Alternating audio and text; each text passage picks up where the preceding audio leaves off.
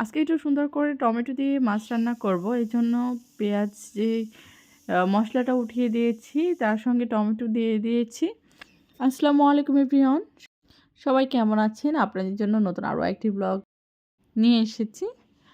আজকের ব্লগে থাকছে মাছ রান্না টমেটো দিয়ে। এইজন্য হচ্ছে পেঁয়াজ সহ অন্যান্য মশলা কষিয়ে নিচ্ছি প্রথমে।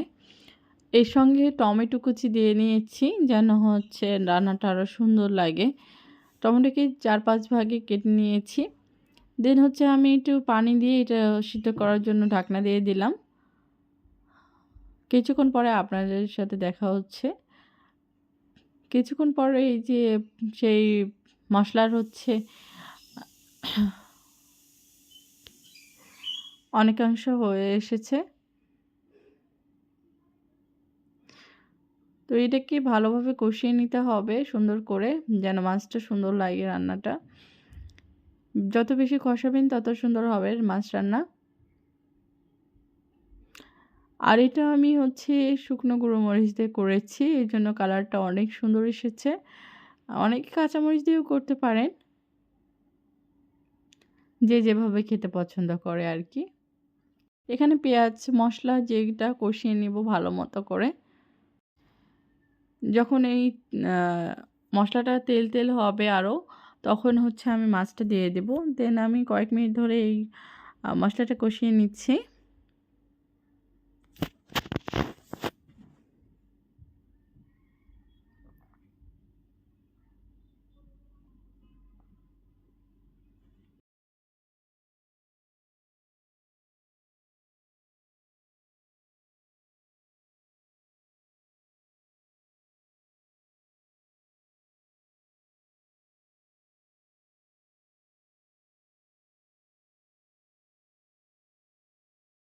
আমার মশলা কষানোটা হয়ে গেছে প্রায়, এই জন্য আমি হচ্ছে মাছটা দিয়ে দিলাম।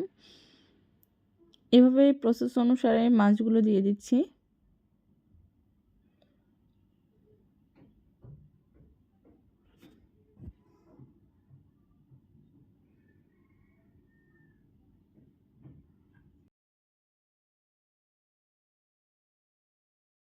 সবগুলো মাছ দেওয়ার পরে এখন এটা একটু ভালো মতো কষিয়ে হালকা হাতে কষিয়ে নিব এরকম অবস্থায়। কারণ আরেকটু বেশি এটা রান্না হয়ে গেলে ওইটা মাছটা আর আস্ত থাকবে না, সেটা হচ্ছে ভেঙে যাবে। তো এভাবে একটু কাঁচা থাকা অবস্থায় ভালোভাবে কষিয়ে নিতে হবে, যেন প্রপারলি মাছটা মানে ভাজা ভাজা হয়ে যায় তেলের মধ্যে।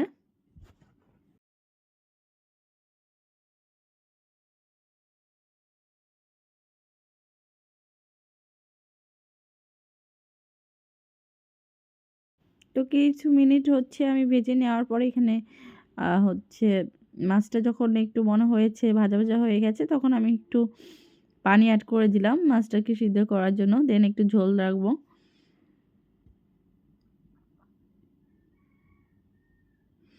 এখন আমি সুন্দর করে নেড়েচেড়ে দিয়ে এখন ঢাকনাটা দিয়ে দিচ্ছি।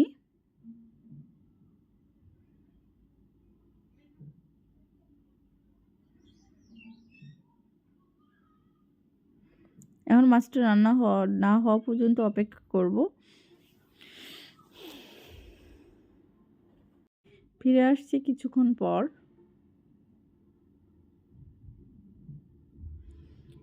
এখানে মাছটা আবার অনেকাংশে হয়ে গেছে, এই যে কিছুক্ষণ পরে ফিরে এসেছি। দেন এখন আরেকবার একটু ভালোভাবে উল্টাই দিব মাছটাকে। আজকে একটু ঝোল ঝোল রান্না করব, এই জন্য হচ্ছে ঝোল ঝোল রেখে দেব, বেশি ভুনা করতেছি না। তো ফাইনালি এই যে আমার অলরেডি মাছের যে ফাইনাল লুক আর একটু পরে চলে আসবে।